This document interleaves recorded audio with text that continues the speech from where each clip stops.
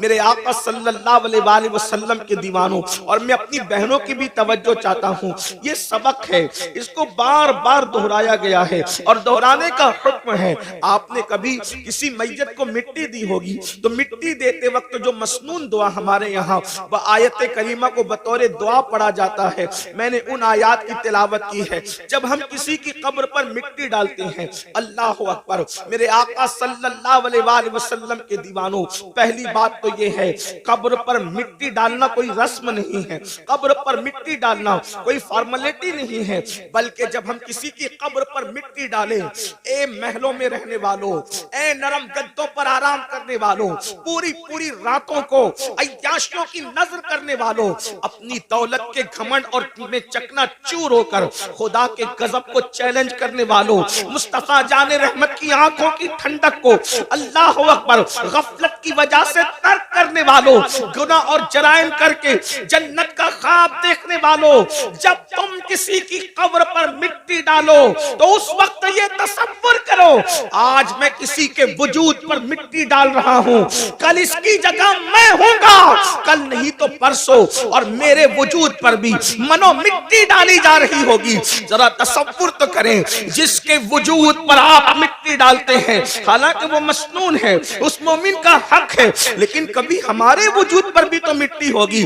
وجود پر ننھا سا کوئی دھبا اگر لگ جائے، چاہے پھول کا ہو، چاہے عطر کا ہو، چاہے تیل کا ہو، چاہے سالن کا ہو، کتنا بے چین ہو جاتے ہو۔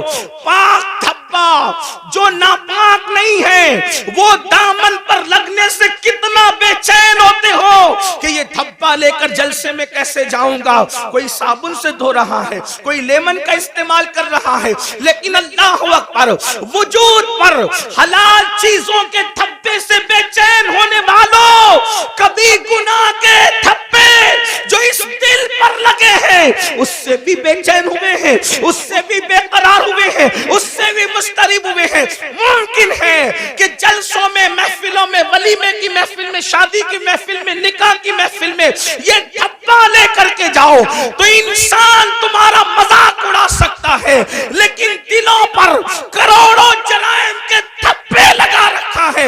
فرشتے اور اللہ کے نیک بندے دلوں سے نفرت کر رہے ہیں، خدا کلام نہیں فرمائے گا، خدا نگاہ رحمت نہیں فرمائے گا۔ اللہ اکبر، کیا بنے گا اس وقت ہمارا؟ اللہ اللہ، جب ہم پہلی مٹھی بھر کے مٹی ڈالتے ہیں تو کہتے ہیں منہا خلقناکم، اسی پر انسان کا غرور چکنا چور ہو جانا چاہیے۔ لوگ کہتے ہیں میں سردار ہوں، میں مخیر ہوں، میں ادیب ہوں، میں خطیب ہوں، میں ڈاکٹر ہوں، میں انجینئر ہوں، میں وکیل ہوں۔ آپ جانتے ہیں موبائل کی ریکارڈنگ کی گئی کہ سب سے زیادہ دنیا میں انسان کیا الفاظ بولتا ہے پوری دنیا میں، صرف ہندوستان اور بیرون یعنی کہ پڑوسی ملک کی بات نہیں، بر صغیر کی بات نہیں، پوری دنیا کے لوگوں کی ریکارڈنگ کی گئی فون کی کہ سب سے زیادہ انسان کیا بولتا ہے۔ تو ریکارڈنگ کے اندر یہ بات آن ریکارڈ آئی کہ انسان سب سے زیادہ میں بولتا ہے، میں سے زیادہ وہ کوئی دوسرے الفاظ کا استعمال نہیں کرتا۔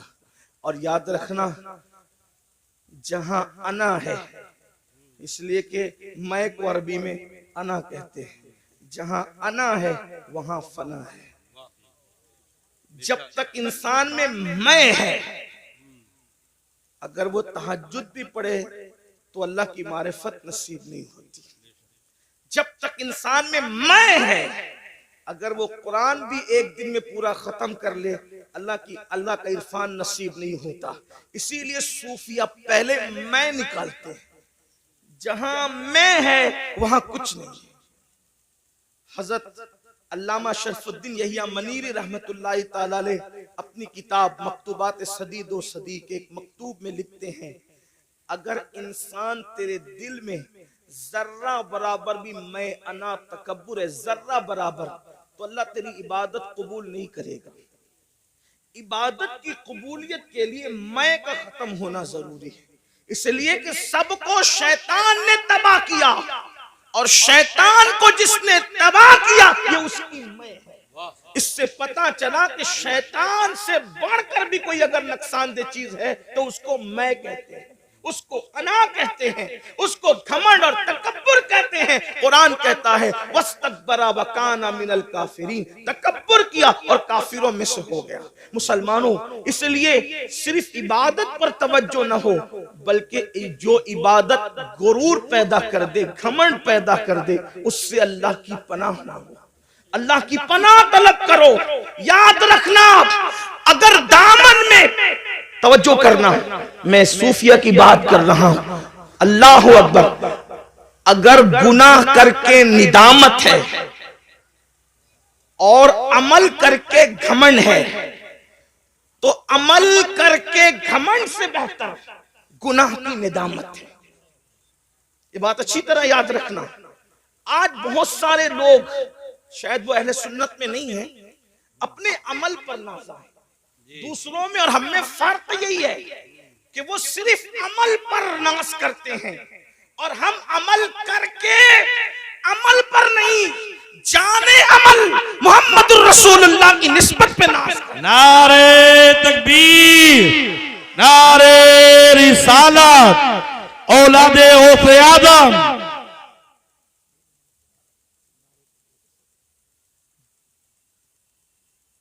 تو علامہ شرف الدین یحییٰ منیری فرماتے ہیں کہ جب تک ذرہ برابر تکبر بھی دل میں موجود ہے، عبادت قبول نہیں ہوگی۔ اور اب وہ تکبر کی ڈیفینیشن کہ تکبر ہے یا نہیں، اس کی پہچان بیان کرتے ہیں۔ آپ بھی ڈوبیں اپنے اندر، میں بھی ڈوبوں اپنے اندر، اس لیے کہ خطاب، میری اکثر عادت ہے پہلی بات تو خطاب نہیں کرتا اور گفتگو کرتا ہوں، تو ہمارے بزرگوں نے ہمیں بتایا کہ لوگوں کو مخاطب کرنے سے پہلے اپنے آپ کو مخاطب کرو، اس لیے کہ آپ سے زیادہ ضرورت اصلاح کی ہمیں ہے، مجھے ہے۔ اللہ اکبر۔ تو علامہ منیری فرماتے ہیں کہ کیا کہتے ہیں کہ تکبر ذرہ برابر ہے، تیری عبادت تجھے فائدہ نہ دے گی، تیری عبادت قبول نہ ہوگی۔ اب تکبر اور گھمنڈ کی جو ہے وہ نشانی بیان فرماتے ہیں کہ ایک انسان پوری دنیا کے انسانوں سے اپنے آپ کو حقیر سمجھ رہا ہے کہ میں سب سے حقیر ہوں، سب سے ذلیل ہوں۔ واقعی کہہ نہیں رہا ہے، سمجھ رہا ہے، اس لیے کہ کہنا اور ہے، سمجھنا اور ہے۔ ہم بار بار کہتے ہیں میں سب سے زیادہ حقیر ہوں، لیکن کسی مقام پر اگر ہمیں بیٹھنے کو اچھی جگہ نہ ملے تو ناراض ہو کے محفل سے نکل جاتے ہیں۔ کیا ہمارے لیے جگہ بھی نہ تھی؟ اللہ اکبر۔ تو انسان کہتا بہت کچھ ہے لیکن سمجھتا کم ہے۔ اللہ اکبر۔ تو علامہ منیری رحمت اللہ تعالی علیہ فرماتے ہیں سارے انسانوں سے انسان اپنے آپ کو حقیر سمجھتا ہے، لیکن صرف ایک انسان سے اپنے آپ کو بہتر سمجھتا ہے۔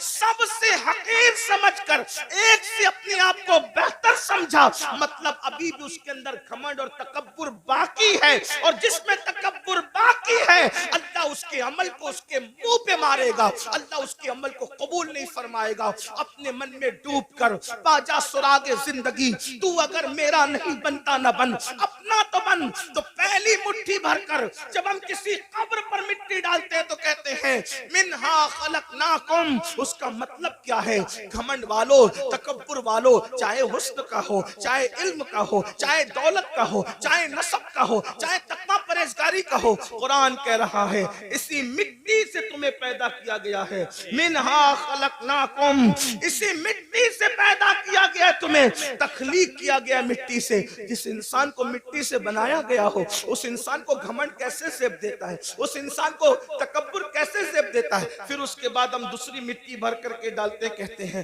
وَفِيهَا نُعِيدُكُمْ، اسی میں ملا دیے جاؤ۔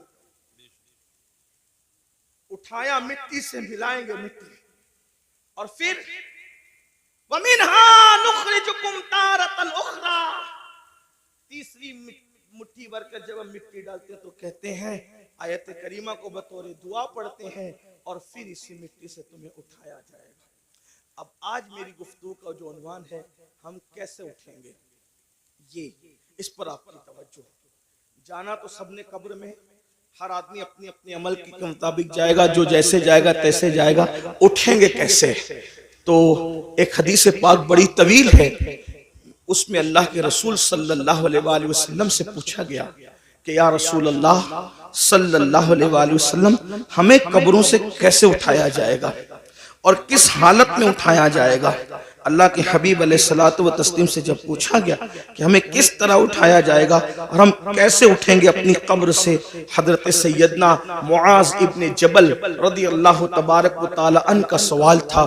آپ نے سوال کیا آقا کیسے اٹھیں گے؟ تو اللہ کے حبیب علیہ السلام نے کہا اے معاذ تو نے بہت مشکل سوال کیا مجھ سے، اور اس کا جواب دینے سے پہلے توجہ کرنا، اس کا جواب دینے سے پہلے سید العالمین قائد المرسلین عالم ما کانا وما یکون اتنا روئے کہ روتے روتے داڑھی بھی آنسوؤں سے تر ہو گئی اور حضور کے کپڑے بھی آنسوؤں سے تر ہو گئے۔ سوال کیا تھا؟ آقا قبروں سے ہم کیسے اٹھیں گے، کس حالت میں اٹھیں گے، کس شکل میں اٹھیں گے، کس انداز سے اٹھیں گے؟ تو اللہ کے حبیب علیہ السلام پر اس قبر سے اٹھنے کی کیفیت جب حضور کو یاد آئی کہ امت کیسے اٹھے گی، حضور اتنا روئے صلی اللہ علیہ وآلہ وسلم کہ آپ کی داڑھی آنسوؤں سے تر ہو گئی، کپڑے آنسوؤں سے تر ہو گئے، اور فرمایا تو نے مشکل سوال کیا اور پھر جواب دیا اے معاذ جب میری امت قبر سے اٹھے گی تو وہ 12 صورتوں میں اٹھے گی، 12 شکلوں میں اٹھے گی۔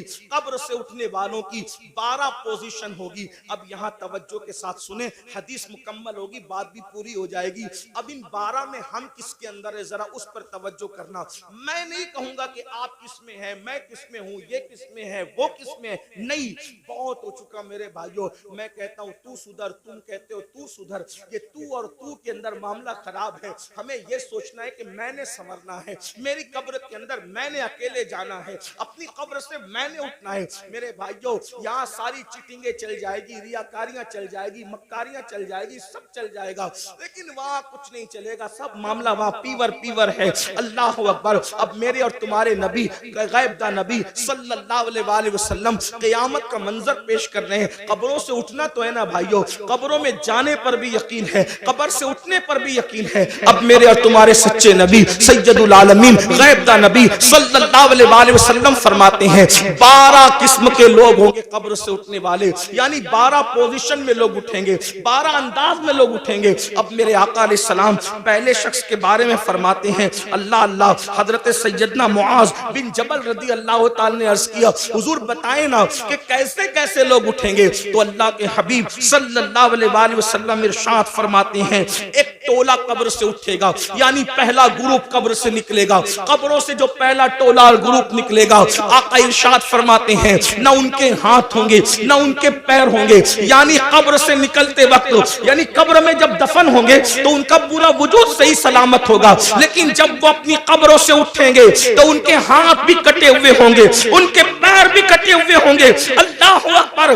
اس حالت میں وہ دنیا سے جب گئے تھے تو اچھے بھلے، لیکن قبر سے نکلیں گے تو ہاتھ نہیں پیر نہیں، ہاتھ اور پیر دونوں کٹے ہوئے، اور اس وقت غیب سے ندا آئے گی اے لوگوں یہ ٹولہ جو قبر سے ہاتھ اور پیر کٹا ہوا نکلا ہے، جانتے ہو کس جرم کی وجہ سے ان کے ہاتھ اور پیر کاٹ دیے گئے؟ اللہ اکبر۔ تو لوگ پوچھیں گے کس وجہ سے؟ تو کہاں جائے گا یہ دنیا میں اپنے پڑوسیوں کو تکلیف پہنچاتے تھے، یہ دنیا میں اپنے پڑوسیوں کے ساتھ اچھا سلوک نہیں کرتے تھے، اس لیے آج یہ اپنی قبروں سے اٹھے ہیں تو ان کے ہاتھ بھی کٹے ہیں، ان کے پیر بھی کٹے ہیں۔ آپ سے پوچھنا چاہتا ہوں آج تھوڑی سی طاقت مل جائے، تھوڑی سی قوت مل جائے، پڑوسیوں کے ساتھ ہمارا سلوک کیا ہے؟ اللہ اکبر۔ بڑی معذرت کے ساتھ مسلمانوں، ہر پڑوسی دوسرے پڑوسی کو، ہر طاقتور کمزور کو دبا رہا ہے، بلکہ العیاذ باللہ اب تو حالات یہاں تک ہو گئے صرف پڑوسیوں کو ستایا نہیں جا رہا ہے، پڑوسیوں کی بیٹیوں پر بھی غلط نظر ڈالی جائے، ان کی بہوؤں پر بھی اگر وہ کمزور ہے تو غلط نظر ڈالی جاتی، غریب ہے تو ان کی آبرو کا سودا کرنے کی کوشش کی جاتی ہے۔ مسلمانوں سوچو تو صحیح انجام کیا ہے؟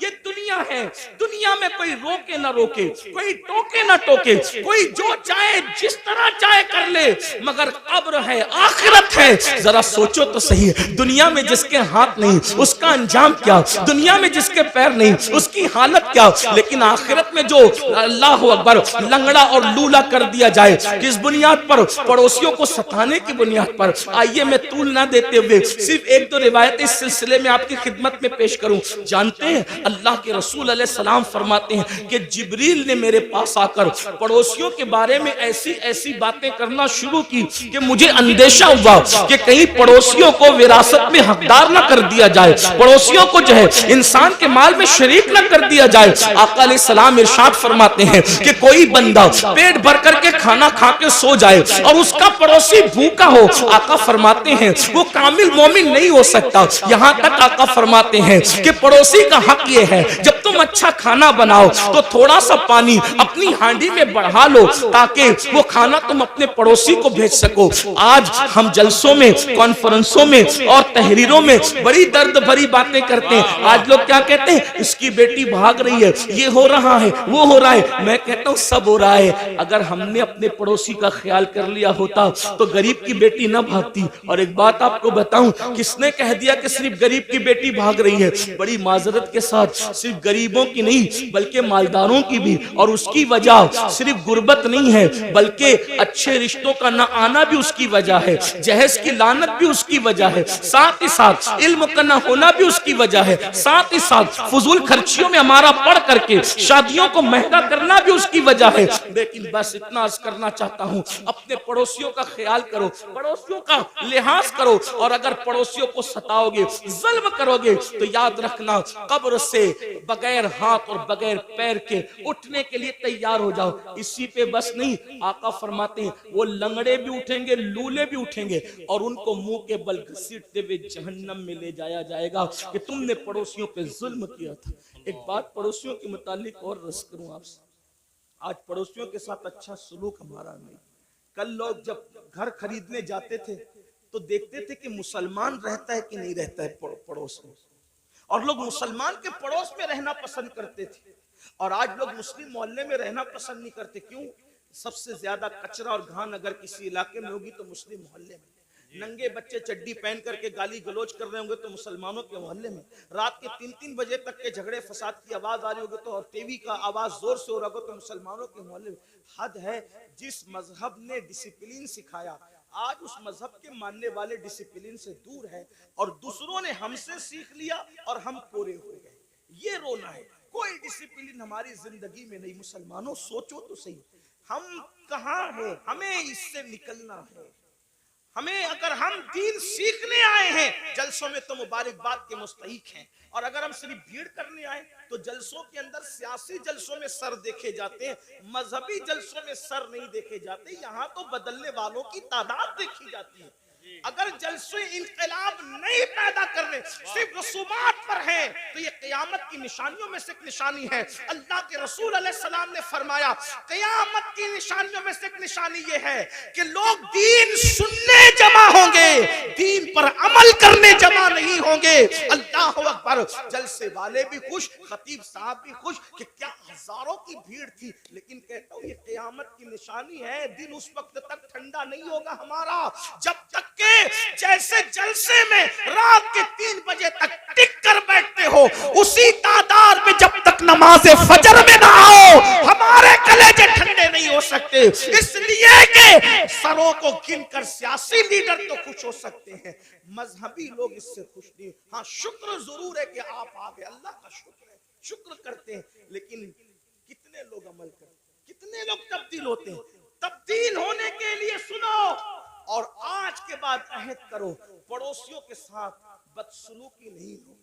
ایک بات آپ سے کہتا ہوں، ہمارے امام الائمہ، سراج الامہ، کاشف الغمہ، سیدنا نعمان بن ثابت، امام اعظم ابو حنیفہ کا ایک پڑوسی تھا، موسیقی کے فن میں ماہر تھا، اور آپ کو ستانے کے لیے پوری رات موسیقی بجاتا تھا، میوزک بجاتا تھا، بہت تکلیف پہنچاتا تھا، گانا بھی گاتا تھا، تکلیف بھی پہنچاتا، تکلیف پہنچانا ہی اس کا مشغلہ تھا۔ اور ایک بات یہ بھی یاد رکھنا، اگر کوئی پڑوسی آپ کو ستائے آپ صبر کریں، کیونکہ پڑوسی کا حق ہے، آپ صبر کریں، آپ اس پہ ظلم نہ کریں۔ امام اعظم ابو حنیفہ رحمۃ اللہ تعالی علیہ صبر کرتے تھے۔ ایک دن کسی نے اس کی کمپلین کر دی بادشاہ کے سپاہ کے پاس، بادشاہ کے سپاہی ہے اس کو اٹھا کے لے گئے، اور جب اس کو اٹھا کر کے لے گئے تو امام اعظم ابو حنیفہ نے کسی سے پوچھا آج اس گویے کی آواز نہیں آتی؟ دیکھو ہم تو کبھی برساں برس پڑوسیوں کی خیال ہی نہیں رکھتے، آواز آ رہی کہ نہیں آ رہی، کس حالت میں نہیں ہے، لیکن امام اعظم تھے۔ یہی تو بات ہے، دین مکمل دین ہے، دین مکمل نظام حیات ہے، دین مکمل جو ہے اللہ اکبر قانون زندگی ہے۔ امام نے پوچھا آج اس گویے کی آواز نہیں آ رہی ہے؟ تو کسی نے عرض کی خوشی خوشی حضرت اس کو تو پولیس اٹھا کے لے گئی، اس پہ تو کمپلین ہو گئی ہے، اس کو جیل میں ڈال دیا گیا۔ اب میرے پڑوسی کو جیل میں ڈال دیا گیا، آپ اسی وقت تشریف لے گئے اور جانے کے بعد آپ نے فرمایا کہ میرا پڑوسی ہے، اس کو جیل میں کیوں ڈالا گیا؟ تو کہا آپ کو ستاتا تھا، گاتا تھا، میوزک بجاتا تھا، موسیقی بجاتا تھا، اس لیے یہ حال کیا گیا۔ فرمایا کوئی بات نہیں، اس کا میرا مسئلہ ہے، لیکن میں تو اس کو لے جاؤں گا۔ اور امام اعظم اپنے سورس سے، اپنی سفارش سے اس کو چھڑا کر لائے۔ رستے میں اس نے کہا میں تو آپ کو ستانے کے لیے کرتا تھا، آپ نے مجھے کیوں چھڑایا؟ فرمایا جو تو کرتا تھا وہ تیرا اپنا عمل ہے، مجھے پڑوسی کے ساتھ حسن سلوک کا حکم دیا گیا ہے، میں نے اس پر عمل کیا۔ قدم پکڑ کر کہتا ہے واللہ اگر کسی کو امام اعظم کہلانے کا حق ہے تو وہ ثابت کا بیٹا نعمان آپ ہی ہے۔ نعرہ تکبیر، نعرہ رسالت۔ بزرگوں کا طریقہ تھا، ہم اپنے پڑوس کے ساتھ، آج تو پڑوس میں سگا بھائی بھی رہتا ہے، ہم اس کے ساتھ کیا سلوک کرتے ہیں؟ اچھا کھانا بناتے ہیں تو معاذ اللہ چھپا چھپا کر کے کھاتے ہیں، ایسا نہیں ہونا چاہیے۔ پھر میرے اور تمہارے آقا صلی اللہ علیہ وآلہ وسلم ارشاد فرماتے ہیں دوسرا گروہ، دوسرا قافلہ، دوسرا ٹولہ جب اپنی قبر سے نکلے گا تو اس کی شکل سور کی طرح اور خنزیر کی طرح ہوگی۔ خنزیر اور سور کی شکل میں وہ اپنی قبروں سے نکلیں گے۔ حالانکہ جب ان کو قبر میں رکھا گیا تھا تو ان کے چہرے اچھے بھلے تھے، لیکن اب وہ میدان محشر میں اٹھیں گے تو وہ سور کی شکل اور خنزیر کی شکل لے کر اٹھیں گے۔ صحابہ بے چین ہو گئے، تڑپ گئے، عرض کیا یا رسول اللہ صلی اللہ علیہ وآلہ وسلم، جو گروہ، جو ٹولہ، جو قافلہ قبروں سے سور اور خنزیر کی شکل میں اٹھے گا ان کا کیا قصور ہوگا؟ تو میرے آقا فرماتے ہیں ان کا قصور یہ ہوگا کہ وہ نمازوں میں سستی کرتے تھے، وہ نمازوں میں غفلت کرتے تھے۔ مسلمانوں ذرا سوچو تو صحیح، اپنے نبی کی ہر بات پر یقین ہے، ان باتوں کو کیوں بھول جاتے ہو؟ جس کے کہنے پر اللہ کو ایک مانا، جس کے کہنے پر قرآن کو اللہ کی کتاب مانا، جس کے کہنے پر دین اسلام کو حق مانا، اللہ اس رسول کا فرمان ہے بے نمازی، نماز میں سستی کرنے والا جب اپنی قبر سے اٹھے گا تو سور کی شکل میں اٹھے گا، خنزیر کی شکل میں اٹھے گا۔ اس پر زیادہ بات نہ کرتے ہوئے ایک روایت آپ کے سامنے پیش کروں، کھلے دلوں کے ساتھ اور کھلی آنکھوں کے ساتھ، کھلے کانوں کے ساتھ سننا۔ اپنے آپ پہ رحم کر لو، اپنے آپ پہ رحم کر لو۔ اللہ کے بندو، آخرت کی گھاٹی بڑی مشکل ترین گھاٹی ہے، ہم نے اس کو جتنا آسان سمجھا اتنا آسان نہیں ہے۔ میرے امام کہتے ہیں اللہ اکبر، پاٹ وہ کچھ دھار یہ کچھ زار ہم، یا الہی کیوں کر اترے پار ہم۔